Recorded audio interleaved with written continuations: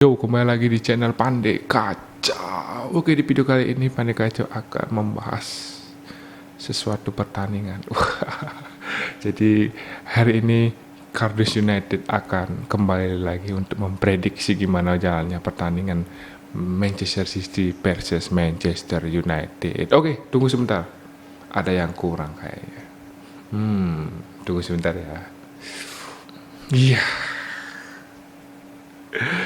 Tidak lengkap rasanya kalau fans Cardiff United membahas Manchester United tapi tidak memakai jersey kesayangan. Jadi inilah jersey ketiga jadi Manchester United. Ini lebay aja sih. Sombong amat. Jadi di video kali ini Pandai Kacau akan membahas tadi edisi fans Cardiff United. Jadi hari ini gue mau mereview. Wah, udah kayak pengamat sepak bola sekali ya. Jadi Pandai Kacau hari ini akan membahas atau menganalisis jalannya pertandingan. Jadi pertandingan antara Manchester United, derby Manchester United melawan Manchester City versus Manchester United. Sudah tidak sabar untuk menyaksikan. Jadi ya sebagai fans Cardiff United gue harus membahas analisis sedikit versi Cardiff. Jadi let's go. Oke, pertama-tama untuk Manchester City pasti akan mengeluarkan tandem utamanya yaitu Haaland sebagai juru tombak. Jadi ini sangat serem sih. Gue sebagai fans Cardiff United ini serem sekali sih. Yang namanya Haaland ini, wah, dia digadang-gadang akan bertanding melawan Martinez. What? Wow, ini sesuatu yang kontroversial yang ada di media sosial, baik media Inggris, media Manchester United, media bola, dan masih banyak media lagi yang membahas tentang Haaland versus Martinez. Jadi banyak pengamat sepak bola yang menyatakan bahwa Martinez tidak akan bisa memegang atau mengantongi Haaland, karena kita tahu Haaland dia tubuh besar, body chest kuat, balance-nya kuat. Melawan Martinez yang center back yang ukuran mini, wow. Ini sih menurut gue sebagai fans Cardiff United ini sangat tidak optimis sih, pesimis aja sih. Karena kita tahu Haaland itu bagaimana dan Martinez itu bagaimana gitu. Tapi gue sebagai fans United pasti mendukung Martinez.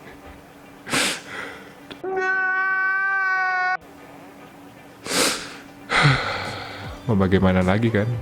Tapi tidak apa-apa. Ini sebagai bukti bahwa postur tubuh tidak bisa dipandang sebelah mata. Karena kita tahu Martinez itu pintar membaca bola, timingnya cepat, dan ball positionnya itu bagus. Jadi kita jangan pesimis dulu untuk Haaland versus Martinez ini, karena banyak sekali di YouTube, di pengamat bola itu menggoreng-goreng berita ini. Tapi gue sebagai Manchester United harus yakin Manchester United menang 2-1 lah. Karena kita tahu kabar gembira, Rashford atau Martial dikabarkan mungkin bisa main, kata Erik ten Hag. Dan ya kita perlu sesuatu yang takjub atau menakjubkan atau ajaib lah, seperti kita melawan Arsenal kemarin.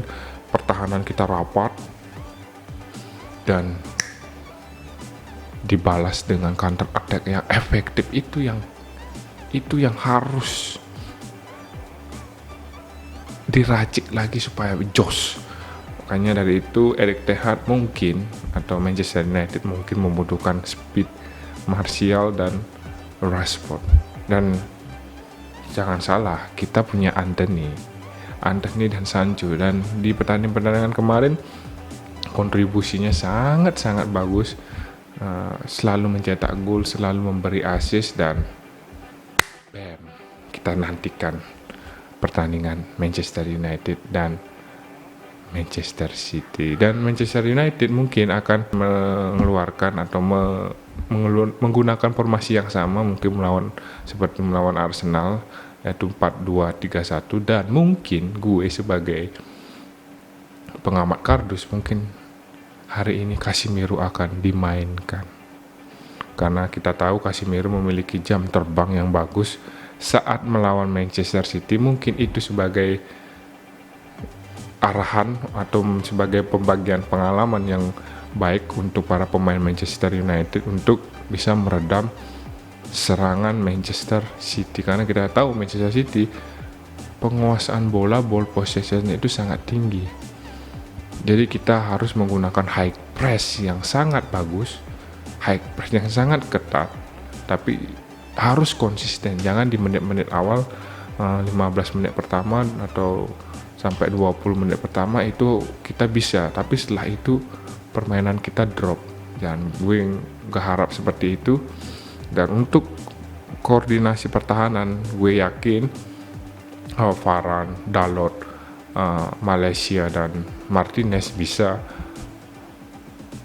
melakukan tugasnya dengan baik. Dan yang satu ini, yaitu Casemiro, mungkin menurut gue bisa akan dimainkan sebagai starter bertandem dengan Eriksen. Di depannya ada Bruno dan Rashford, Anthony dan Sancho itu sebagai speed yang sangat bisa mengutak-atik pertahanan Manchester City. Dan gue harap sih dengan adanya kombinasi baru ini Manchester United bisa meraih poin dan meraih 3 angka untuk bisa bersaing di papan atas. Ya gue harap sih prediksi gue itu benar, karena ya kita sudah menantikan kebangkitan dari Manchester United yang sudah lama sekali kita nantikan, damba-dambakan selama kurang lebih 7 tahun setelah kepergian Sir Alex Ferguson. Dan ini sebagai momen yang sangat bagus karena Manchester is red. Glory Man United. Jadi ya sebagai fans kardus, gue harap sih apa yang gue sampaikan di sini bisa terbukti nanti di pertandingan Derby Manchester, dan gue harap sih bisa menang. Karena kita tahu Diego Dalot, Martinez, Varane, David De Gea dan Malaysia itu lagi performanya lagi naik, dan Eriksen pun sebagai kemarin di jeda internasional sebagai man of the match dan golnya keren, cantik. Ya untuk Bruno juga bagus, Anthony juga waktu timnas Brasil bersama Casemiro, mainnya juga cantik walaupun tidak membuatkan gol.